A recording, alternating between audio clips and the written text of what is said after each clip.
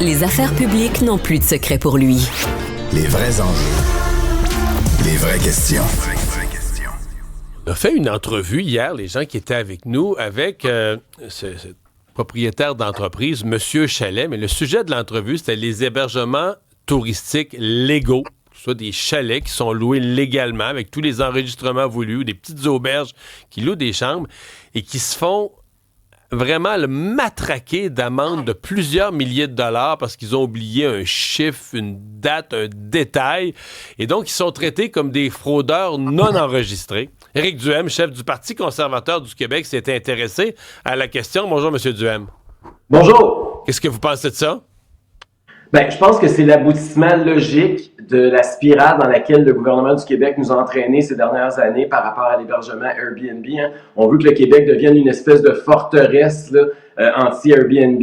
On va partout dans le monde. Il y a des villes même qui facilitent, qui aident l'économie de partage, puis le type d'hébergement que ça permet pour des gens qui cherchent un mode alternatif pour s'héberger quand ils sont en voyage. Mais au Québec, on a mis toutes sortes de barrières. On a embauché une bureaucratie avec des règles très, très strictes. Puis aujourd'hui, on le voit, l'individu que vous avez interviewé hier, ben c'était une victime de ce zèle-là, parce qu'il faut le dire, c'est carrément du zèle. Là. Ces gens-là font rien d'illégal. Ils ont oublié de marquer le numéro de leur permis ou la date. Ils ont oublié de changer la date. Souvent, c'est la date. Ils ont oublié de changer la date d'expiration. Il y a une date d'expiration à ton permis. Ils ont oublié de mettre à jour la date d'expiration, mettons. La date du renouvellement. C'est ça, là, comme ta carte de crédit, là, 0228, là, ils ont oublié ça. Là.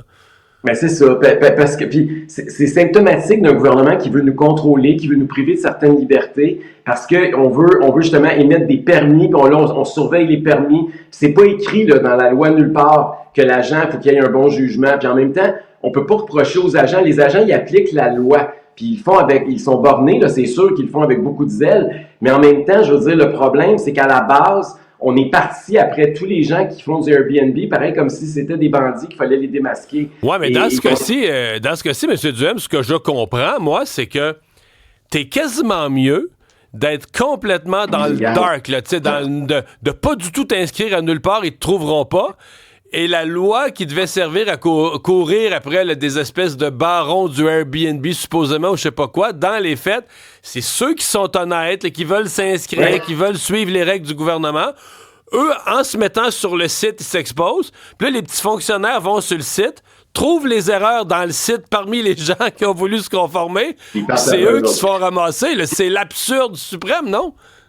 C'est l'absurde à plusieurs égards. D'abord, il faut se rappeler que souvent, les gens qui se battaient contre les Airbnb, c'était les petits hôteliers. C'était les Monsieur Chalet que vous avez reçus, entre autres, hier. Là. C'était eux autres qui disaient que ça prenait une réglementation anti-Airbnb. Puis aujourd'hui, les agents d'Airbnb surveillent contre ceux et celles qui étaient supposés protéger au départ. Ça aussi, c'est quelque chose qui est assez ironique. Puis ce qui est assez bizarre aussi, c'est que, tu sais, tout le coût. Calculez, M. Dumont, combien ça peut coûter partir après des gens comme ça. Là. Il y a des gens là, qui ont reçu des dossiers ça d'épais. C'est des mois d'enquête. Là. Fait qu'on on parle d'un dossier de quasiment 1 pouce d'épais là, pour une location de chalet, là, parce qu'on a monté la preuve de ça. C'est quelqu'un qui est inscrit, enregistré, tout correct. Puis on a monté un dossier d'un 3/4 de pouce d'épais. Qu'il y a un fonctionnaire qui a travaillé un mois là-dessus. Là. Imaginez combien ça va coûter en fonds publics pour le fonctionnaire qui a travaillé un mois. Là, c'est sûr que les Monsieur Chalet de ce monde, ils contestent présentement. Là. Fait qu'imaginez, là, devant un tribunal administratif, ça va durer des mois, des années. Puis il y a des affaires là-dedans absurdes. Ils ont tellement enquêté longtemps, puis ils ont tellement fouillé les dossiers. Ça prend un an et demi avant qu'ils reçoivent les plaintes, avant qu'ils reçoivent les contraventions. Donc, pendant ce temps-là, ils continuent à recevoir, même si l'annonce n'est plus là, même s'il n'y a plus, puis ils continuent à recevoir à tous les mois leurs amendes, même si ça fait 1 an qu'ils sont rendus légaux. Puis toutes les contestations, dans le temps et dans l'argent qu'on va gaspiller là-dedans, c'est hallucinant. Tout ça parce qu'on pensait qu'on avait une bonne idée et qu'on allait être à l'avant-garde mondiale là, de la protection du logement. Oui, il y a une crise du logement au Québec, M. Dumont, vous venez d'en parler là, justement dans les nouvelles, là, avec les contestations de hausse de loyer. Il y a un gros problème de logement au Québec, mais la solution, c'est de construire plus de logements. C'est pas de commencer à se manger entre nous, puis d'engager des fonctionnaires, puis jouer à la police, puis se dénoncer un et l'autre. Là.